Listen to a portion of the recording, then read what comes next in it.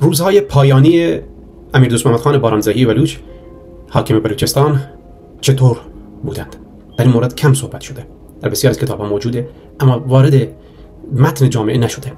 دوستان عزیز، وقتی که ایشون در تحت اقامت اجباری و جبری در واقع در تهران نگهداری شده بود برای مدت‌های طولانی، در این مدت یک گارد هم از طرف در واقع یک نیروی نظامی افسر از قشون تعیین کرده بودند که همیشه 24 ساعته با اونها همراه باشه و تحرکاتشون رو زیر نظر بگیره و تحت نظارت و کنترل باشه و گزارش بده به قشون در بالا.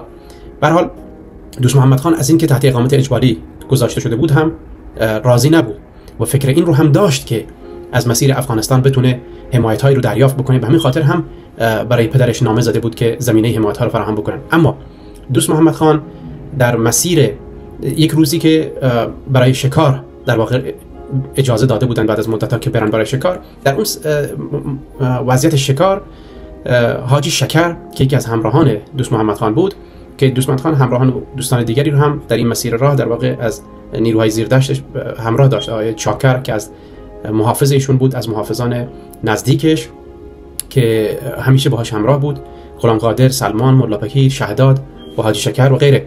حاجی شکر در اون لحظه‌ای که اونها در شکار هستن تنها میشه با محمد علی، فرد نظامی که از طرف قشون تعیین شده بود برای کنترل تحرکات اونها. توهین میکنه محمد علی در همین بگو مگوها و بحث‌ها به حاجی شکر و حاجی شکر توهین رو تحمل نمیکنه و باهاشون درگیر میشه و اونجا بهش شلیک میکنه و محمد علی کشته میشه. این فرد نظامی پهلوی وقتی که کشته میشه، در همین موقع بعدش دوست محمد خان که برمیگرده در محل میبینه که این فرد نظامی کشته شده، تعجب میکنه و گلایه میکنه از حاجی شکر، اون رو ملامت میکنه که شما چرا چنین کاری انجام دادید؟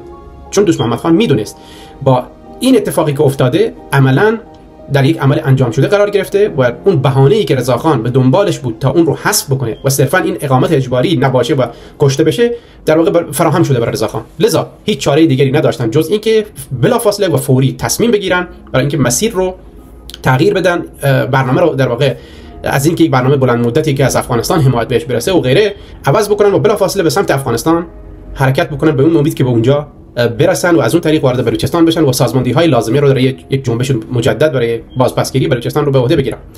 اما یک ماشین داشتن، با ماشینشون همراه میشن، در مسیر راه بنزین کافی نداشتن، لذا ماشین تنها 25 کیلومتر حرکت میکنه، بعد از اون خاموش میشه و باقی میمونه. خبر میرسه به نیروهای قشون که همچنین اتفاقی افتاده، اونا هم نیروهای خودشون رو برای بازداشت امیر دوست محمد خان و هیئت همراهش اعزام میکنن.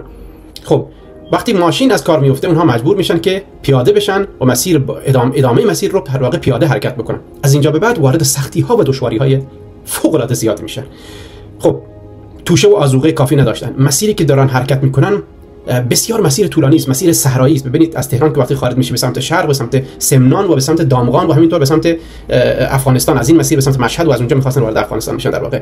خب این مسیر حالت دشت و کوه، از این طرف دشت از این طرف کوه، تو همین مناطق آبادی هایی که وجود داره اینا مسیر میکنن تو همین که به اون نقطه بخوان برسن.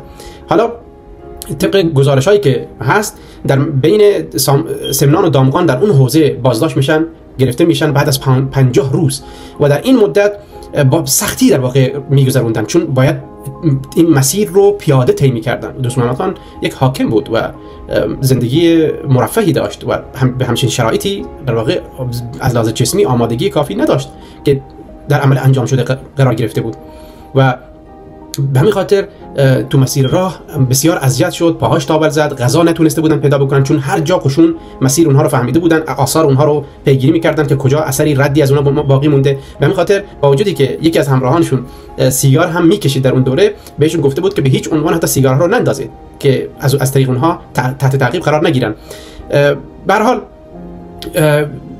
وضعیت به جای میرسه که خب به خاطر اینکه برای اون تیم و اون گروه و اون هیئت هم غذا پیدا بکنن، برای دوست محمد خان هم غذا پیدا بشه، این افراد میرفتن به آبادی‌های اطراف، ولی همه مشخصات اونها به همه اون مناطق مختلفی که اینها تو مسیر طی می‌کردن بهشون اطلاع داده شده بود از قبل و گفته بودن افرادی با این مشخصات رو اگر دیدید بلافاصله به ما گزارش بدید که اونها وارد اولین مسئله تاپ بود که به هر شکلی که مونده اونها باید بازداشت بشن. به هر حال این بهانه به دست رضاخان افتاده بود تا اینکه یکی به یکی همراهانش در همین مسیرها وقتی میرن بازداشت میشن. آخریشون هم فکر کنم چاکر بود اگر اشتباه نکنم، که وقتی شب هست از مسیر خارج میشه، میره تا روستای غذا رو فراهم میکنه و میخواد برگرده به دست پیش دوست محمد خان که مسیر راه رو در واقع گم میکنه. در نهایت اون هم بازداشت میشه و دوست محمد خان عملا تنها میمونه در پای کوهها، بعض وقتا در غارها میخوابیده، بعض وقتا در دشت بود، در بین سنگلاخ‌ها بود. خب این طبیعیه، غذای کافی به همراهشون نبود. اواخرش دیگه فقط با انجیر طی می‌کردن. زمستان بود، هوا سرد و مسیر دشوار، پاهاشون تاول زده بود، اذیت و آزار فوق العاده زیاد، تا اینکه دوست محمد خان دیگه از اینجا به بعدش وادار میشه که خودش برای اینکه خودش رو به افغانستان برسه متکی به خودش باشه. ولی تقریبا با از دست دادن تمامی نیروانش که یکی بعد از دیگه بازداشت شده بودن، فضا براش بسیار بسیار دشوار و سخت و آزاردهنده شده بود. کسی که تا دیروز در بلوچستان حکومت میکرد، نیرو داشت، مردم داشت، همه بهش مراجعه میکردن، امید مردم بود، امروز دیگه به جایی رسیده بود که دور اطرافش خالی شده بود و کسی نداشت. در شهر غربت، در منطقه بالاخره فارس ها، کسی که نه آشنایی داشت، نه منطقه رو میشناخت، نه قبلا اونجا بوده و نیروهای دشمن هم دنبالش بودن که بازداشتش بکنن. با این وضعیت در واقع در چنین شرایطی قرار گرفته بود. رفته بود در نهایت پیش در همون حوزه نزد یکی از چوپان ها برای اینکه بتونه غذا تهیه بکنه، که اونجا چوپان گزارش میده به کدخدا که فردی به نظر میرسه که مربوط به این منطقه نیست پیش ما اومده. وقتی گزارش‌ها رو بهش میدن، اونها هم بلافاصله کدخدا گزارش میده به اون نیروهای قشون و نیروهای قشون میان و بازداشتش میکنن. خب بازداشت و گرفتن ایشون یعنی این آخرین امید رو در واقع که در بلوچستان وجود داشت در اون دوره برای اینکه دوباره این قیام شکل بگیره و زنده بشه، از بین برد. ایشون رو میبرن در دادگاه، در تاریخ بازداشتشون 8 دی بازداشت میشن. از زمانی که خارج شده بودن 19 آبان تا 8 دی نزدیک حدود 50 روز اینها در بیابان‌ها و کوه‌ها بدون با کمترین امکانات در واقع رد میشدن. اون فردی هم که بازداشت یعنی در واقع گزارش رو میده، اون شبان و اون چوپان، علی اصغر بوده اسمش، به کدخدا اطلاع میده. به هر حال دوست محمد خان رو وارد دادگاه نظامی میکنن با همه اون نیروهای دیگری که اونجا بازداشت کرده بودن. در اونجا دوست محمد خان با شجاعت قتل رو به عهده میگیره. ولی چاکر که نیروش هست فریاد میزنه که میگه نه این کار دوست محمد خان نبوده، چرا به اسم خودت میگیری؟ که دوست محمد خان عصبانی میشه، صورتشو میگیره به سمتش، میگه ساکت باش. یعنی مانع صحبت کردن اون میشه که مسئله حاجی شکر رو که گفته بود که نه مال اون نبوده، حاجی شکر بوده، مانعش بشه.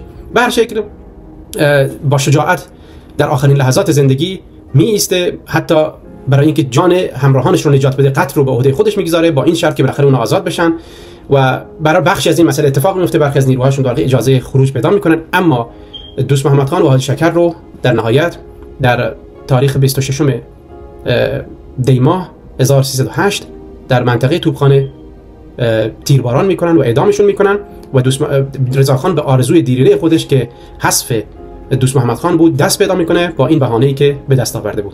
من سپاسگزارم از اینکه همراهی کردید. لطفاً این کلیپ رو بارگذاری بکنید، همچنین در مراتب مختلف و اشتراک بذارید تا بقیه هم نسبت به این اتفاقات اطلاع پیدا کنند. سپاسگزارم.